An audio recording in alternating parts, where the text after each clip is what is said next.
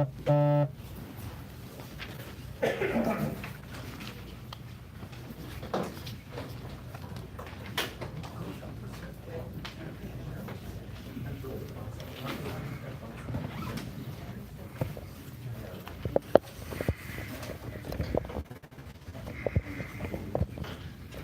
board recognizes the value of involving public participation in board meetings. In accordance with policy 903, the board requires that participants be a resident or taxpayer of the district or a representative eligible to bid on materials or services solicited by the board. Participants must sign in the form placed in the lobby, and when called to the podium, present their name, address, and topic of discussion. During the public comment period, each participant is permitted to speak one time and shall be limited to up to 5 minutes duration. Complaints must first be brought to the attention of the superintendent or appropriate staff member.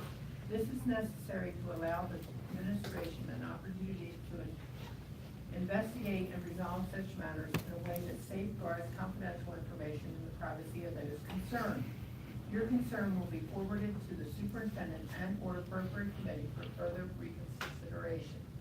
We have one person on the list, Jason Officer.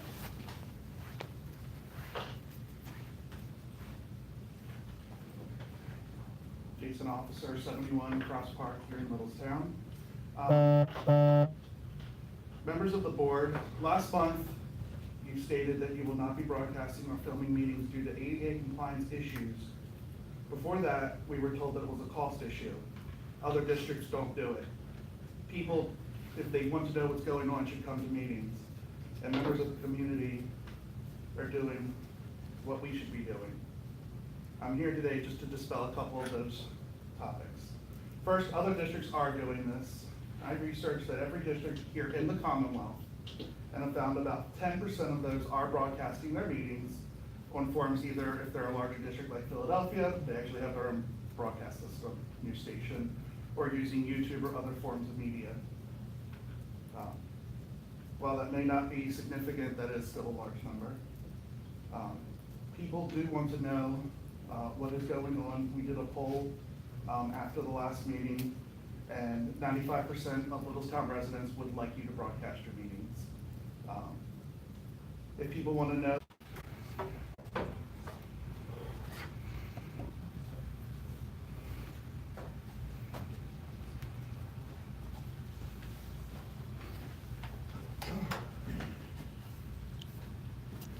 Good evening. So tonight we're going to look over the financial update for 2017 to 2018. Our auditors have been in, they're in over the summer. They are still working on some other numbers. So this is a little bit of a disclaimer that the numbers you're going to see tonight are as accurate as of last Friday. Some things are going to change, but nothing major. This is nothing really going to change major. So the purpose of the night is just to give an update on 17-18 financials, and then also just discuss briefly, start planning for 2019-2020 budget. There's going to be no ask tonight, but there is going to be some information which can help make future decisions. The first thing I'm going to go over, I'm going to talk about the revenues, things that went well, things that didn't go so well. And we talk about expenditures, again, things went well, things go so well, and then dig into some other numbers. All right, so revenue. What went better than earned income revenue came in a little more than $500,000 better than budget. This was our second year in the EIT move, where we moved away from the occupation assessment tax and moved to the higher EIT rate. With the first year, with some changes, the cash flow was a little low, so I think our budget came in a little low for the 17-18 year, beginning of the second year. Also, for this year, the economy has been strong, and continues to be strong, so you can kind of see this in this number here, why we came in better than planned. The delinquent occupation tax was better than budgeted. That came in better due to underestimating how much money is still out there in occupation assessment tax. there's still a lot of delinquent occupation assessment tax out there, and a lot of it was collected. Earned income tax came in $113,000 better than budget. If you look at last year with the feds raising rates during that fiscal year, rates went up. Fed rates went up 75 basis points over the course of the year, helping our earned interest income for last year. Basic ed and special ed subsidy was $700,000 better than budget. And as you know, whenever we budget basic ed and special ed subsidy, we always do flat funding, and the state actually gave us some additional dollars for 17. They all want to say $77,000, Yeah, not not 770. Oh, okay. $77,000. Yeah. Yeah, the number's right, mine was. All right, and then the transportation subsidy came in better than budget. Contributing to that was, this was their first year with Lincoln being outsourced. So with it being outsourced, you actually get more dollars in your transportation subsidy, and that was reflected this year. Revenue less than budget, we didn't have much, which is good. Tuitions for foster kids was $20,000 less than budget, where foster kids actually decreased year over year, driving the revenue for the state down. Also, Title I, Title II was $32,000 less than budget, and that's just the feds not funding Title I and Title II as much as they did in the past. Expenses. Do you see that trend continue? I do. Health insurance expenses a little bit better than planned. Health insurance, our claims continue to come in favorable. Past 3 or 4 years, health insurance claims have been low for us. That's just having healthy employees and a little bit of luck. So you can see our health insurance came in better than planned. PA charter school tuition was $175,000 better than budget. Part of that goes back to our Lincoln Edge. Actually, we have a Lincoln Edge program in-house charter school that helps boost the cost to for-profit schools. And then our supplies were about $71,000 better than budget. And expenses that went more than budget, special education, a little less than $500,000 was more than budget. And then our capital reserve transfer of 1.555 more than budget. And as you know, 1.5 of that is the athletic project, and then the other 5 behind that was actually a food truck that broke down in November. We purchased a food truck in November.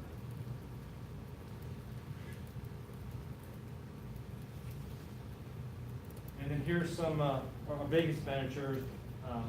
Looking at trend lines here, the top line being wages. You can see it's past years been flat but creeping up a little bit. Down below, the second and third line, the red line represents special ed, and then the third line, that aqua color, would be Peasers, special ed trending up, and then also Peasers, as you guys know, the rates are up.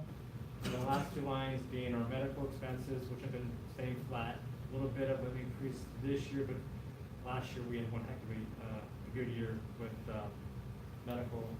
And then the bottom line is our transportation. As you can see, that's been relatively flat the past couple of years. Any questions there? With the special ed, is there something we're missing? That just seems like a lot. I mean, is there something we just didn't think about? I think budgeting, for me, the anticipated number of students. We're trying to tell you each year, maybe more students, plus the kids we get in a year as well. But that is something we are, obviously you can see the trend line going up. We are watching our share. Are we gonna budget more? Yes. Okay. And even if, yeah, I anticipate a big, or not a big spike, based on that trend line, that's what I budget for each year. Okay. when we switched from our insurance plan, did that save us multiple funds there? It did. If you look here, this was the first year that we had the deductible health care plan, the Q plan, and you can see where we had the dip, the savings. For the special ed, when we have students that have to go to special schools, due to emotional or behavior issues, does that fall under the special ed? That does.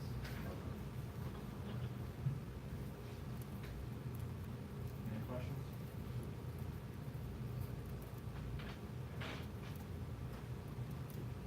All right, here's another piece of pie to look at is our tuition. Big piece, big large expenses for tuition. Top line being the LIU expenditures. You can see kind of been up and down the past couple of years with that. PA Cyber, we had that spike in 14-15, and then after that is when we brought in the Lincoln Ed program. You can see it's been flattened since then.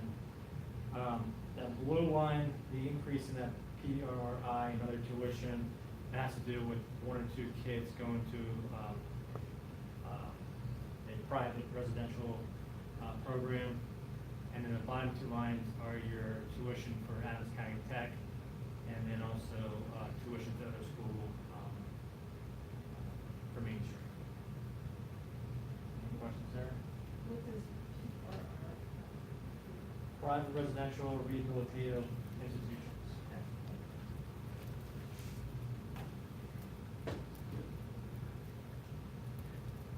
Anything else? Any questions? When Jen asked you whether the LIU or the students on River Rock and those schools, you stated it was part of the special ed. So this whole graph that you currently have up is just special ed broken down, right? Not necessarily, there's special ed in there, but LIU, we do have regular ed LIU expenditures, and even your PA cyber charter schools, or PA charter schools, probably 75% of that is regular ed. And then again, the Adams County tuition, Adams County Tech is special ed. Okay. So if I was to add the PRRI tuition, technically in the LIU expenses, I'd be closer to the special ed line? Because I'm confused here. Well, you have other expenditures because you have special ed teachers that are in Littlestown that aren't on there. You have your River Rock, which I don't think I have River Rock included in there. Yeah, I'm sorry. Okay. So are we not, this River Rock, which would be where we would be sending our emotionally challenged and behavioral, is that correct? Am I paraphrasing you correctly, Jen, in that Yes. comment? River Rock is an alternative education placement. It's not emotional support. That's different.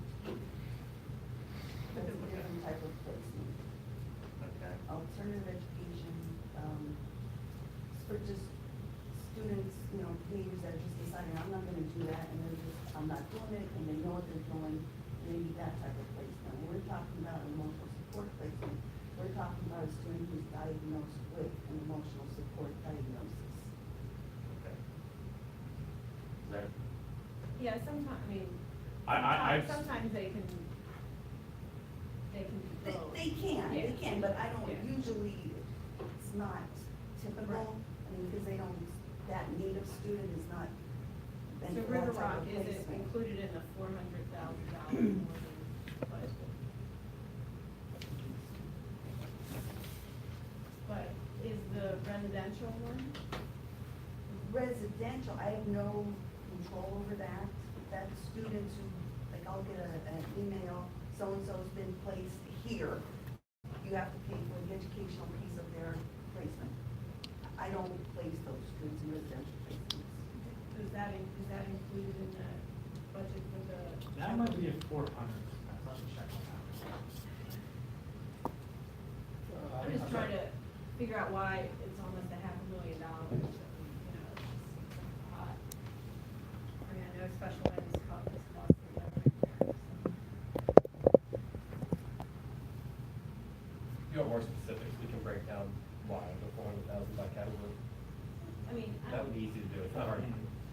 No, I was just trying to figure where they add up, and, because I'm trying to figure how you got that graph. After your question, which my mind automatically, unfortunately, goes to Carroll County, so we have Gateway, which, you know, that kind of thing.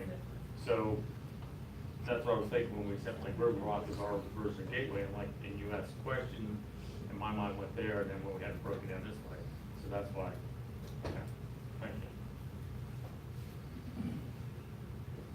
All right, so this shows us, let's compare 16-17 to 17-18 revenues and expenditures. So for 16-17 here, you have your budget. We were estimating a pool about $250,000 in fund balance. We actually came in favorable, about $750,000. And then for 17-18, our actual, as of right now, is we're going to be putting $231,000 into fund balance.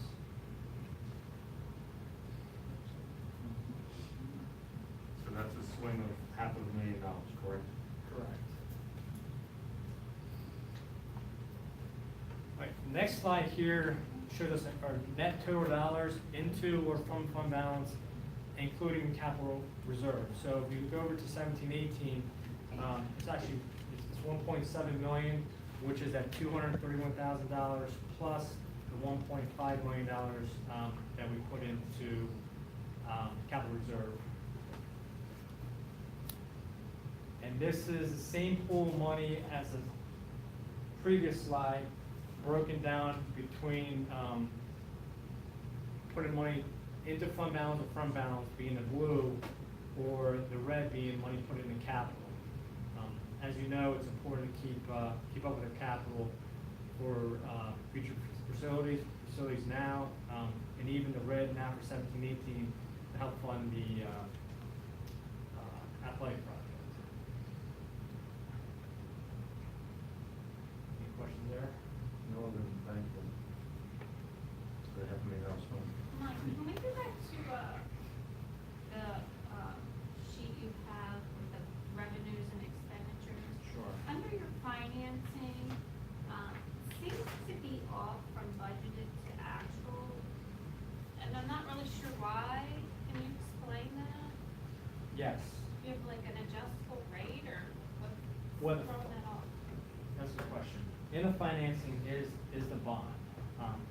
The bond, I can budget that to the penny because we know what our bond principal and interest are for the next 30 years. What that difference is whenever we put money into capital, that's where that line actually comes in play. So for this year, you can see we budgeted $2.2 million for financing, it came out to $3.5 million. So that 1.5 that we already have in there is included in that 3.5 under the act. I'm sorry, say that again. You lost me on that one. So for that financing line, and I understand. So you're taking it out of capital and putting it in here, is that what you're saying? No, we're taking it out of our budget and putting it into capital. Okay. So we put it into capital as an expense, Okay. and it needs to be in those numbers somewhere, obviously. And it's Okay, and thanks, we're Susan. funding- Okay, yeah, that for the makes finance. No, that's a good question. Thank you. Any other questions?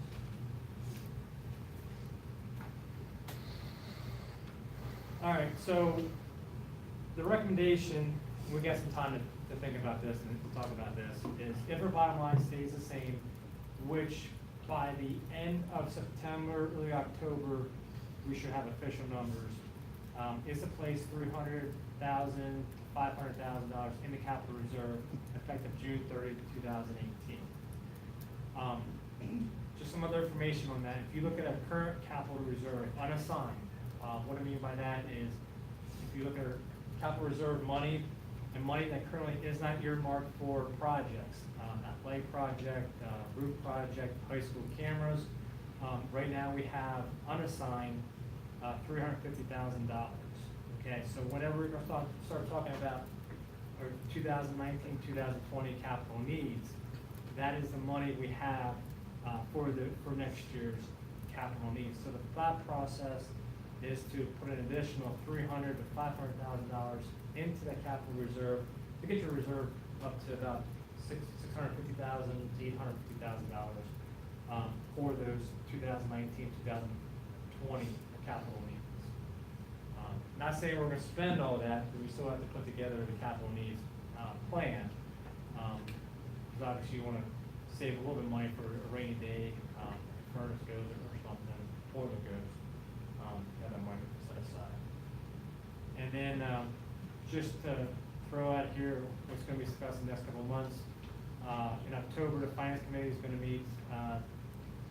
At that point, again, you're going to have a firm number on the AFR, as well as talk about the capital projects. And then November work session meeting, we'll talk more about capital needs for the future. Can you explain the top line there that we're gonna put capital reserves in effective 2 months ago, 3 months ago? I'd like to know how to do this with my checking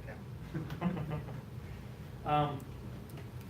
When we're looking at these numbers here, obviously this is June 30, 2018. So whenever accounts sit down and they close the books, they close the books as of a certain time, certain date. Looking at that, and again, recommendation for now. Right now, we got $231,000 going to fund balance. What we're saying is, taking $300,000 of that, so we'd be pulling a little bit from fund balance, put that into capital reserve, and we have to pick a date that we want to do that as of, and that we're using a June 30, 2018 date to do that. Does that make Fancy sense? footwork there. You can't. I can't do that yet. I mean, that's what schools and any, but this is when they close the books, they do it at a certain date. Yeah, that falls on the 17-18 budget, not the current 18-19. Correct. That's why you have June 30. Yes. Okay, Keeps the books clean. it's still on the same place, it's just changing lines. Correct, you have to remember, right now, our 17-18 books are still open, not until Ron with the green books come and talk. When he talks, the books are closed. Although we're making bills for the next set of green books, right? Yes. And then planning for 1920, so we're 3 different years right now. So we're talking 3 different books. Yes. And then last slide is just a summary of the budget timeline for the board. So November, we're hoping to put together the 10-year facilities capital project plan. And then December, at the board, 2019, 2020 capital project list approval, and then also present the first budget for 2020, the static budget. And then at that point, make a decision as far as adopting resolution, adjusted index. And then January is when we really start digging into the budget season, and then in January is going to be our district priorities discussion.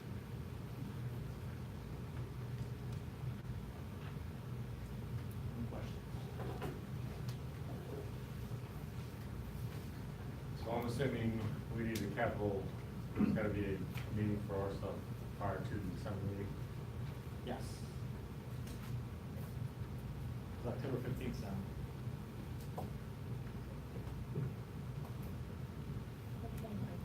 Thank you very much for an update on our finance.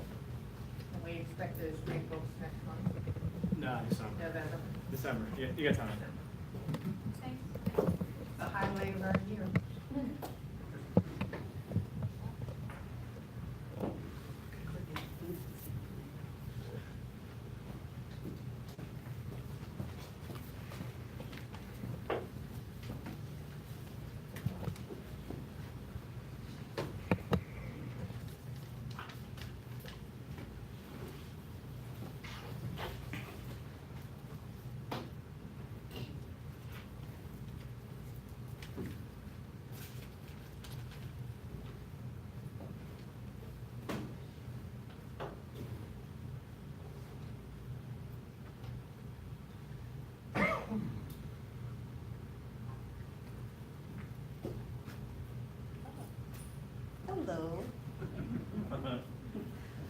So this evening, I'm gonna talk to you about the future of pupil services.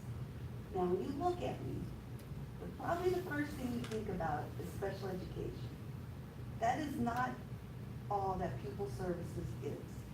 And that's something I'm trying to educate people about, is that pupil services is not just special ed. There's far more that goes into pupil services. Because when you think of special ed, or you talk about special ed, that's only one population. I work with all the students, not just the special ed population. So my passion is to make sure all the students, that they all were working towards well-being for all of them, not just the special ed population. So probably last spring, I think around the same time you were putting together your committee for safety, Mr. Baker and I were started talking about pupil services, and he's asked me, where do you see pupil services going? What's the need out there? So I started putting together a plan of where, from what I'm analyzing and from being in, I think it's my 5th year, I believe, and what I see the trends of pupil services and where we're going and where we're headed. So this plan kind of goes along with your safety plan. It's interesting to see how some of the same things came about what I was thinking and where the needs were coming from at the time. So I'm gonna talk to you about my pupil service plan, but I'm thinking about it as a battle plan, okay? Because this is huge, this is wide, this is all students, not just my 250 special education students. This is, what's our population, 2,000, just saying. So, all right, so pupil services, so we're here. I'm gonna hit enter. All right, here we go. So when you're, oops, sorry, let's try that again. All right, so my battle plan, my risk board here. So when you're looking at pupil services, right here on the left, this is everything that I'm involved in. Counselors, students who are gifted, nurses, special education, 504 plans, which is another plan. If a student is not an IEP student, they could use a 504, which helps in other medical-ish areas. Also, homeless is part of pupil services. Students on homebound instruction, cyber school, I work with the psychologist, homeschool students, behavior specialists falls under myself, teaching assistants, personal care assistants, and also our mental health worker, which is one of the new positions that you approved this year. So all that falls under pupil services. So only one little area there is special ed. Everybody else is all regular ed students. Okay. So when you're looking at our battle plan, oh, sugar plum. Try that again. Here we go. All right, so right over here, this is our student population, regular ed students, general population. Up here, we have our school counselors, and there's 6 little guys up there, right? Over here is my special ed population, and down right over here is myself, my department of 3, myself, behavior specialist, social, mental health worker, psychologist, and then, well, there's really 4 in January, most important person, okay? So keep that in mind, that encompasses pupil services. So as we move forward, we're gonna look at pupil services at a glance. Last year, all the issues that we addressed for our students, our general ed population, we worked with students developing positive behavior support plans, general education, 78 504 plans, 78 regular ed students needing a 504 plan either for ADHD, depression, anxiety, or medical issues. There were 7 social skill groups going on. Last year, if you remember, or a year ago, Dr. Kisner came and talked about anxiety and depression, and we started doing groups with, identifying students with high anxiety and high depression, doing groups in that area, so we started there. There were 44 students in emotional support placements. Now, those students do have an IEP, an emotional support placement. 13 students were in an alternative education placement, for example, Riverwalk. We had 18 homeless students last year, 25 counseling visits for students with thoughts of suicide. We had to do 1 safety plan, suicide safety plan, and we also did 2 threat assessments. that's the whole population. That's just not my little special ed, that's the whole population of all the issues that we covered last year. And I know there's probably more in there that I wasn't even aware of. But when you break it down a little further, you look at special education. Out of those 44 students that were emotional support, those are students that are diagnosed with an emotional support diagnosis, 15 of them needed a more intensive therapeutic classroom. So they had another thing that they had to go through. Which, when we look at our total population, 18% of our special ed population needs emotional support services. So, say 240 special ed population, 18% of that 240 needs an emotional support service. And 10 years ago, that 44 was only 20. So you can see the trend of of our students and the needs that our students are coming to us with. Yes. Back to the previous slide 1 second. Is there overlapping students, okay, is there overlapping students in these, or, so I mean. The overlapping into what? So you had them qualified in approximately 10 to 12 different, like, a couple suicide, a couple River Rock, emotional support centers, or some of them in 2 or 3 different places. I'm getting a nod over here. Well, I can't say that the homeless students, I don't, some might, More than some might likely? not. More likely, yes, but not as many as you think. Okay, Like I specifically broke out the students that were diagnosed with emotional support need, because that's what I want to talk about is mental health needs here. Okay. Not the whole special ed population, just that little need. Okay, So I all just those was- other numbers, those students that have anxiety, depression doesn't necessarily mean that they're emotional support. No, Okay. no, not at all, Okay. not at all, not at all, okay? Okay, Thank you. any other questions? So this is our general ed population now. Last year, again, we started anxiety, depression, and we surveyed our students to come up with groups to figure out, we looked at 4th, 8th, and 11th grade. So when we looked at 4th grade, 20% of them were high on anxiety, and 23% depression. So this is where we started our groups with the counselors for social and depression. The 2017 Youth PA survey for grades 6 and 8, one of the areas that they look at is, again, the suicidal rate. So what you see there, when they surveyed all 6th and 8th grades a year ago, 21% of those students were so sad that they stopped doing activities, meaning any kind of playing sports, whatever it is that they were doing. 13% considered suicide, 10% planning a suicide, and 8% attempted suicide. So this is Littlestown students now, our 6th and 8th graders a year ago. You know, we're talking about how they're feeling their mental health.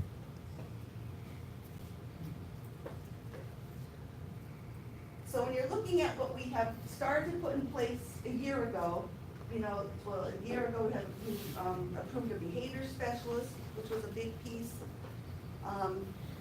And the third counselor up at the high school is helping to be more preventative. So when you're looking at this general ed population here, we started doing some things, individual group counseling. We have True North, who does also outpatient counseling at the high school and Maple Lab, and we're adding that to the elementary school. They come and bring a counselor.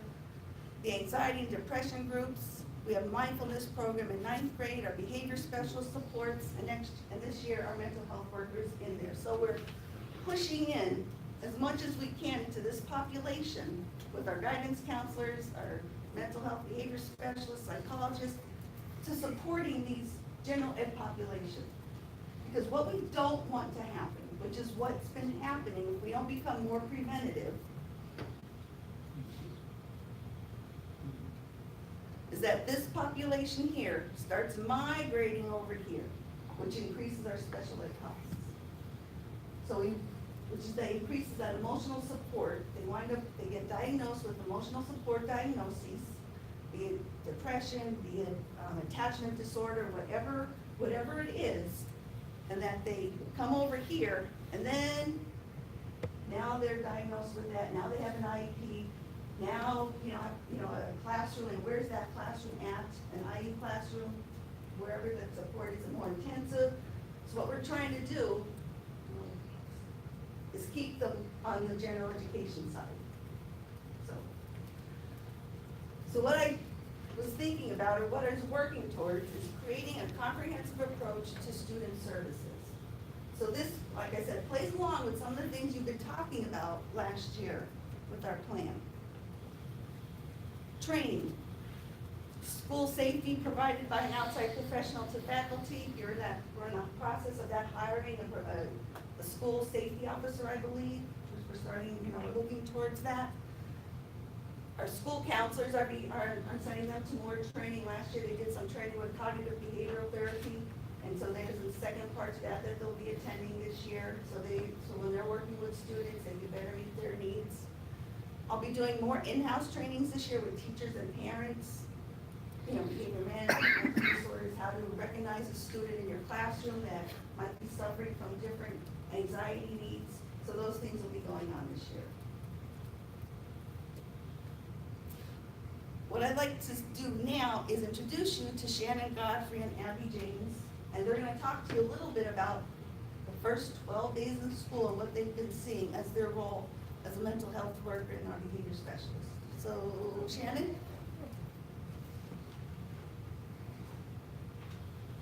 Hello. Welcome. Thank you. It has been very busy, I have to say. Just a little bit of background about me. I have always been an outpatient therapist in mental health fields. I've worked with agencies. I actually was a mental health therapist at York County Prison for about a year. So I have a lot of background with depression, anxiety, mental health issues, dealing with suicide, those kinds of things. So we were, 12 days in, somewhere around there? So I just did a quick little statistics because I do track who I see and kind of what's going on. And being that I'm a new face, I'm not sending these out to scare you. But out of my 23 visits within the last 12 days, I can tell you 16 of those visits were up in the high school. 2 of those students, and I correct that because as of today that was 3 that changed, that had suicidal thoughts and actually had suicidal plans, where I am doing risk assessments and safety planning and then calling crisis in if needed. So that's kind of what I've been dealing with. 8 of those students were seen for depression and anxiety issues, which I met with them one-on-one. There were 6 visits in the middle school. Again, that's with 2 students, and both of those centered around depression and anxiety issues. There was a visit in elementary school. Elementary is, for me anyway, from my experience in 12 days, is a little different. That was more